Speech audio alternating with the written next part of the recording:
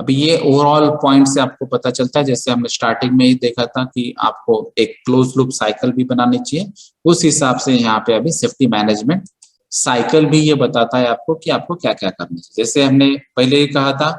कि आपको occupational safety and health की जो पॉलिसी है, वो पॉलिसी के पैरामीटर्स, पॉलिसी के स्टेटमेंट्स, पॉलिसी के पॉइंट्स या फिर कमेंट्स, ये सब आपको फाइनलाइज करना है। और फिर ये पॉलिसीज एग्जीक्यूट करने के लिए उसके लिए अलग अलग प्रोसीजर्स क्या करनी चाहिए। फिर ये जो पॉलिसीज है और ये जो प्रोसीजर्स है, ये वर्कआउट करने के लिए अलग अलग लोगों की अलग अलग रिस्पॉन्सिबिलिटीज क्या होगी। तो उसके लिए आपको फिर मैं एमडी क्या करेगा, जीएम क्या करेगा, मैनेजर क्या करेगा, मैनेजर जो प्लानिंग का होगा, प्रोडक्शन का होगा, परचेस का होगा, एचआर का होगा, तो ये सब अलग अलग उनका रिस्पॉन्सिबिलिटी क्या होगा। उसके अलावा जो सुपरवाइजर्स रहेंगे या फिर जो असिस्टेंट मैनेजर रहेंगे, उनका ड्यूटी क्या रहेगा, ट्रेनिंग डिपार्टमेंट का ड्यूटी क्या रहेगा, या फिर एचआर का ड्यूटी क्या रहेगा। तो ये बहुत सारे अलग अलग ड्यूटीज है। तो ये रोल्स एंड रिस्पॉन्सिबिलिटीज आपको क्लियर करना है, जो भी आपने पॉलिसीज डिसाइड की उसको अचीव करने के लिए। तो फिर जो भी कमिटीज या मेंबर्स रहेंगे, तो अगर वो क्वालिफाइड नहीं होते तो उसको हायर करना पड़ेगा, अगर वो क्वालिफाइड पर्सन है तो उनको रिस्पॉन्सिबिलिटी डिसाइड करके देना पड़ेगी। जैसे यहाँ पे अगर कुछ आपके यहाँ पे एक्सपांशन होता है कंपनी में, तो कंपनी में एक्सपांशन जब होता है, कंस्ट्रक्शन एक्टिविटीज होती है, तो आपके यहाँ पे डेली बेसिस पे या ऑन रोल अगर कंस्ट्रक्शन एक्सपर्ट या इरेक्शन एक्सपर्ट ऐसा कोई सेफ्टी का पर्सन नहीं होता है, तो आपको शायद हायर करना पड़ेगा कि जो पर्सन को कंस्ट्रक्शन सेफ्टी का नॉलेज है, एक्सपीरियंस है, उसको एटलीस्ट 2 साल के लिए, 3 साल के लिए आपको हायर करना पड़ेगा। अगर आपके यहाँ पे क्वालिफाइड सेफ्टी ऑफिसर नहीं है, तो एटलीस्ट जो इंजीनियरिंग बैकग्राउंड वाला या साइंस बैकग्राउंड वाला जो स्टूडेंट है और उसको जो एक्सपीरियंस है, उसके अलावा उसका डिप्लोमा इन इंडस्ट्रियल सेफ्टी है, तो उसको भी आपको लेना पड़ेगा। तो ऐसे अलग अलग कामों के लिए अलग अलग एक्सपर्ट्स हो सकते हैं, अलग अलग क्वालिफिकेशन हो सकते हैं। तो वो क्वालिफाइड पर्सन अगर आपके पास नहीं है तो आपको हायर करना पड़ेगा। उसके अलावा जो आपको पॉलिसीज के जो इंटेंशंस है वो फुलफिल करने के लिए शायद अलग अलग ट्रेनिंग आपको ऑर्गेनाइज करने पड़ेंगी, या फिर जो भी कम्युनिकेशन है, चाहे वो mail through, phone through, SMS through, WhatsApp through, अलग अलग मीडिया कम्युनिकेशन भी आप यूज कर सकते हैं। लेकिन आपको जो भी बताना है वो कम्युनिकेट क्लियरली होना ही चाहिए। और जो भी आपको कुछ ट्रेनिंग्स देनी है या फिर कुछ मॉक ड्रिल ऑर्गेनाइज करना है, कुछ प्रैक्टिकल अप्रोचेस बताने हैं, जब तक उनको एक्सपीरियंस नहीं आएगा, जब तक वो काम नहीं करेंगे, जब तक वो पार्टिसिपेट नहीं करेंगे, तब तक शायद उनको कॉन्फिडेंस नहीं आएगा। अगर ऐसी कुछ चीजें हैं तो उसके लिए भी अलग से ट्रेनिंग देना पड़ेगा। जैसे हम फायर के लिए मॉक ड्रिल लेते हैं, तो फायर मॉक ड्रिल में जब तक आप फायर एक्सटिंग्विशर आप खुद उठाते नहीं है, चलाते नहीं है, या फिर फायर हाइड्रेंट सिस्टम्स या फायर होज रील, ये सब चीजें जब तक आप हैंडल नहीं करते, तब तक आपको उसका पता नहीं चलता कि एक्चुअल सिचुएशन में ये क्या हो सकता है। उसके अलावा मॉनिटरिंग और ट्रैकिंग है, तो ये जो भी एक्टिविटीज हो रही है उसको मॉनिटर करने वाला एक्सपर्ट पर्सन, सुपरवाइज करने वाला भी रहना चाहिए। क्योंकि हमने ये जो पॉलिसीज पढ़ी है और उसके बाद में ये जो अलग अलग हम स्टेप्स ले रहे हैं, तो इसको मॉनिटर करने वाला भी पर्सन चाहिए। अगर आपको लगता है मॉनिटरिंग करते टाइम कि ये स्टेप्स में करेक्शन करने चाहिए, या सीक्वेंस चेंज करना चाहिए, या फिर टेक्नोलॉजी डेवलप करनी चाहिए, टेक्नोलॉजी नहीं अडॉप्ट करनी चाहिए, तो ऐसे कुछ अगर चीजें होती है तो ये मॉनिटरिंग के बाद आप इसको करेक्शन कर सकते हैं। और फिर इसके लिए आपका जो मीनिंगफुल एक्शन है वो एक्शन यहाँ पे आ जाएगा। अगर ये एक्शन परफेक्ट होता है तो उसके बाद में ये साइकिल रोटेट होगा, और फिर आप चेक करेंगे कि हमने जो पॉलिसीज बताई थी, पॉलिसीज में स्टेटमेंट बताए थे, उस हिसाब से ही ये सब प्रोसेस हो रहा है या नहीं। अगर इसमें कुछ चेंजेस है तो मॉडिफिकेशन करके आप ये साइकिल वापस से कंटिन्यू कर सकते हैं। तो इसको कंटिन्यूअल इंप्रूवमेंट कहते हैं, जो सेफ्टी मैनेजमेंट साइकिल में आपको करना पड़ेगा। उसके अलावा जो हमने स्टैटिस्टिकल पीरियड के बारे में बात की थी, तो नॉर्मली हम सभी चीजों के लिए 1 साल कंसिडर करते हैं, यानी कि 12 महीने। नॉर्मली 300 हम डेज पकड़ते हैं, 300 दिन पकड़ते हैं जो कंपनी वहां पे काम करेगी। उसके अलावा जो कोलैटिंग या टैबलेटिंग डेटा रहता है, जैसे कि हर एक बारे में आपको इंफॉर्मेशन देना पड़ती है। जैसे हमने एक्सीडेंट के बारे में कहा, एक्सीडेंट एनालिसिस किया, फिर एक्सीडेंट इन्वेस्टिगेशन किया, तो उसका जो रिपोर्ट है वो रिपोर्ट आपको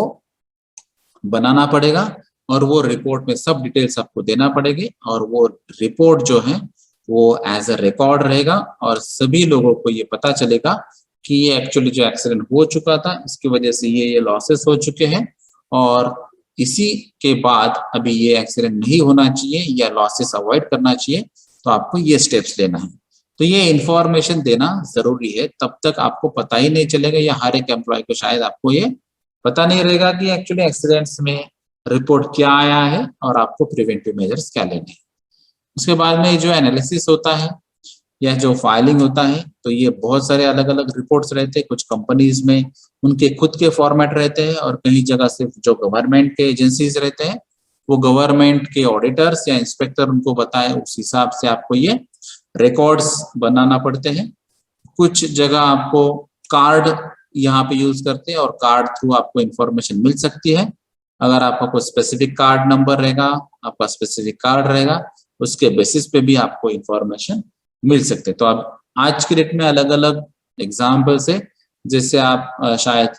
इसको सॉफ्ट कॉपी में कन्वर्ट किया है या फिर आपने पेन ड्राइव में लिया है या फिर आपने ईमेल पे लिया है या फिर आपने ईमेल भेजा है या फिर आप गूगल ड्राइव यूज कर रहे हैं या फिर आप कोई रिपोर्टिंग के लिए कुछ डिस्कशन कर रहे हैं और उसका रिकॉर्डिंग कर रहे हैं। तो ऐसे बहुत सारे ऑप्शंस अभी अवेलेबल हैं जिसकी वजह से आपके पास ये जो भी एक्सीडेंट है या फिर ये जो केसेस है उसके रिलेटेड जो भी इंफॉर्मेशन या डेटा रहेगा वो आप इजीली दूसरे को इंफॉर्मेशन दे सकते हैं। उसके बाद में जो अलग अलग मशीन्स है, तो मशीन्स के लिए भी पहले जैसे हिस्ट्री कार्ड रहता था, अभी अलग अलग मेथड्स यूज करते हैं। तो यहाँ पर भी आप ये जो डेटा है या इंफॉर्मेशन है इसको टैबुलेट करने के लिए अलग अलग मेथड यूज कर सकते हो। मशीन के लिए सेपरेट कोड होता है, कोड नंबरिंग होता है और उसके बाद में भी अगर ये स्पेसिफिक कार्ड पंचिंग वगैरह आप यूज मेथड करेंगे तो उससे भी आपको पता चलेगा अलग अलग ग्रुप्स को और ये अलग अलग मेथड्स आप यूज कर सकते हैं। तो इसमें रिपोर्टिंग भी हार्ड कॉपीज में रिपोर्टिंग भी मेथड आप यूज कर सकते हैं, हिस्ट्री शीट्स यूज कर सकते हैं, कार्ड्स आप यूज कर सकते हैं या कंप्यूटर या लैपटॉप मोबाइल भी आप आज के डेट में यूज कर सकते हैं। तो ये बहुत सारे ऐसे अलग अलग टैबुलेशन या मेथड्स है या कोलेटिंग जिसको हम कहेंगे। तो ये सब इंफॉर्मेशन या डेटा कलेक्ट करना है और ये सभी लोगों को आपको बताना भी है। तो जैसे हमने यहाँ पे बताया कि मॉडर्न मेथड जो है वो कंप्यूटर है और आज के डेट में कंप्यूटर से भी अभी नेक्स्ट जो हम वर्जन देख रहे हैं वो मोबाइल से, तो मोबाइल थ्रू भी आप पीसीज में डेटा सेव कर सकते हैं या सेंड कर सकते हैं या ड्राइव पे भी आप ये सब डेटा भी रख सकते हैं। तो यानी कि आप कहीं पर भी जाओ आपको ये डेटा एक्सेस हो सकता है और आप कहीं पर भी उसको इजीली दे सकते हैं। अभी जो हमने बात की थी करेक्टिव एक्शंस, तो जो भी ये पॉलिसीज में होता है या जो स्टेप्स हमने बताए थे, अगर यहाँ पे कुछ ऐसे फैक्टर्स है तो वो फैक्टर्स अगर ऑडिटर ने, इंस्पेक्टर ने, सुपरवाइजर ने या एक्सीडेंट इन्वेस्टिगेशन टीम ने अगर आपको बताए हैं तो वो करेक्टिव एक्शंस आपको लेने चाहिए। तो ये इसके लिए आपको रिपोर्ट ठीक से बनाना होगा, जो भी फैक्ट्स है वो फैक्ट्स फाइंडिंग आपको बताने होगी, जो भी लूप होल्स है या फिर जो अनसेफ कंडीशंस थी या अनसेफ एक्ट आपने किया है वो सभी बातें अगर आपने ठीक से बताई तो आपको अलग अलग एक्शंस आप ले सकते हैं। जैसे यहाँ पे पोस्टर्स अगर कहीं पे नहीं लगा है तो पोस्टर्स आप लगा सकते हैं। अगर कहीं पे सेफ्टी मैनुअल वहां पे नहीं बनाया तो सेफ्टी मैनुअल बता सकते हैं, या फिर अगर एक्सीडेंट मिनिमाइज करने के लिए आपको कुछ एसओपीज बनानी है, कुछ डिजिटल या इलेक्ट्रॉनिक सेंसर्स आपको यूज करने हैं, कुछ डेटा आपको डिजिटलाइज करना है या फिर आपको रोबोटिक्स यूज करना है या फिर आपको आर्टिफिशियल इंटेलिजेंस यूज करना है, तो ऐसे बहुत सारे अलग अलग ऑप्शंस हैं जिसकी वजह से आपके एक्सीडेंट्स मिनिमाइज हो सकते हैं, जिसको हम करेक्टिव एक्शंस में ऐड कर सकते हैं। इसके अलावा जो रेगुलर जो आपके लीगल कंप्लायंस है इसको तो आपको फॉलो करना ही है, वो मैंडेटरी या नेसेसरी कंडीशन है, वो आप अवॉइड नहीं कर सकते हैं। लेकिन ये जो कंप्लायंस है लीगल कंप्लायंस से भी आगे आपको सोचना है, जो भी स्ट्रिंजेंट नॉर्म्स है उसको फॉलो करना है, जो भी स्टैंडर्ड्स है उसको फॉलो करना है और जो कंपनीज की बेस्ट प्रैक्टिसेस है वो बेस्ट प्रैक्टिसेस को आपको फॉलो करना चाहिए एज अ करेक्टिव एक्शन। उसके अलावा हमने जो बात की थी, तो इसमें अलग अलग रिकॉर्ड्स कीपिंग के प्रोसीजर्स है, मेथड्स है, लेकिन आज के डेट में अगर हम देखेंगे तो मैक्सिमम रिकॉर्ड्स अभी मेल पे ही आते हैं, मेल पे ही आप जमा करते हैं, या फिर आप अलग अलग माइक्रोसॉफ्ट ऑफिस के टूल्स यूज करते हैं, जिसमें स्पेशली आप माइक्रोसॉफ्ट वर्ड यूज करेंगे, एक्सेल यूज करेंगे, प्रेजेंटेशन यूज करेंगे, या फिर पीडीएफ फॉर्मेट यूज करेंगे, जिसमें अलग अलग तरीके से स्मार्ट पीडीएफ में भी यहाँ पे आते हैं, यानी कि आपको रीड भी कर सकते हैं, आप उसको वीडियो भी ऑपरेट कर सकते हैं। तो ऐसी बहुत सारी चीजें हैं जो आज की डेट में हम यूज करते हैं। ये जो अभी यहाँ पे बताया ये सब कन्वेंशनल मेथड है, जहाँ पे आपको अलग अलग पॉइंट्स, जैसे अभी आपको स्टडी करना है या फिर आपको मॉनिटरिंग भी करना है, आपको अलग अलग डिसीजंस भी लेना है, लेकिन जो भी आपको करना है हर एक बात का आपको रिकॉर्ड यहाँ पे रखना है। अगर आपके लोकल रूल के हिसाब से उन्होंने अगर कुछ बताया आपको ये पर्टिकुलर फॉर्मेट में ही करना है, तो वो फॉर्मेट्स में भी आपको देना जरूरी है। जैसे कि अगर एक्सीडेंट हुआ है तो एक्सीडेंट रिपोर्टिंग का एक फॉर्म है, वो फॉर्म में ही आपको वो फिल करना पड़ेगा। एक्सीडेंट रिपोर्ट इन्वेस्टिगेशन है तो इन्वेस्टिगेशन के लिए एक पर्टिकुलर फॉर्म हो सकता है, चेकलिस्ट हो सकती है, उसी हिसाब से आपको वो देना पड़ेगा। तो ये अलग अलग रिकॉर्ड्स जो है वो आपको रिकॉर्ड्स कंप्लायंस के लिए शायद अलग से देना पड़ेगा, आपको खुद के लिए देना पड़ेगा, और फिर आपको खुद के जो असेसमेंट है वो सेल्फ असेसमेंट भी आप कर सकते हैं कंटिन्यूअल इंप्रूवमेंट के लिए। तो यहाँ पे ये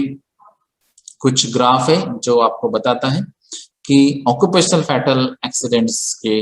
जो है वो केसेस कितने हैं, उसमें भी स्पेशली ऑक्यूपेशनल एक्सीडेंट्स की वजह से 14%, और अगर आप डिसीजेस के बारे में देखेंगे तो फैटल वर्क रिलेटेड डिसीजेस जो है वो 86%, यानी कि डिसीजेस जो है उस पर भी आपको फोकस करना पड़ेगा, यानी कि हेल्थ इश्यूज जो है वो हेल्थ इश्यूज भी आपको फोकस करना पड़ेगा, क्योंकि एक्सीडेंट्स के बारे में मैक्सिमम लोग काम करते हैं, लेकिन आपको जैसे यहाँ से पता चल रहा है कि एक्सीडेंट का परसेंटेज कम और डिसीजेस का परसेंटेज ज्यादा है as per as fatality is concern.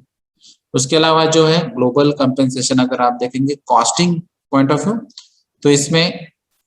अलग अलग परसेंटेज है। जैसे यहाँ पे अगर आप देखेंगे तो एक्सीडेंट्स की वजह से 14% है, मस्कुलोस्केलेटल डिसऑर्डर्स का 40% है, 40, फिर बाकी मेंटल हेल्थ डिसऑर्डर 7% है, हेल्थ एंड सर्कुलेटरी डिसीजेस 16% है, सेंट्रल नर्वस सिस्टम की इंपेयरमेंट की वजह से 8% है, रेस्पिरेटरी डिसीजेस 9% है, स्किन डिसीजेस 3%, ट्यूमर्स 3%। ये सब ओवरऑल परसेंटेज है जो ग्लोबल कंपेंसेशन कॉस्ट के बारे में है। तो एक्सीडेंट होने के बाद जो टोटल कॉस्टिंग आती है वो भी अलग अलग परसेंटेज में डिवाइड कर सकते हैं आप। तो ये ओवरऑल अगर आप पढ़ेंगे, इसका स्टडी करेंगे, एनालिसिस करेंगे, तो उसके बेसिस पे आपको पता चलेगा कि आपके कंपनीज में जो एक्सीडेंट हो रहे हैं उसको कंट्रोल कैसे करना है। तो इसके लिए आपको ओवरऑल स्टडी IS 3786 के हिसाब से करना पड़ेगा। Thank you.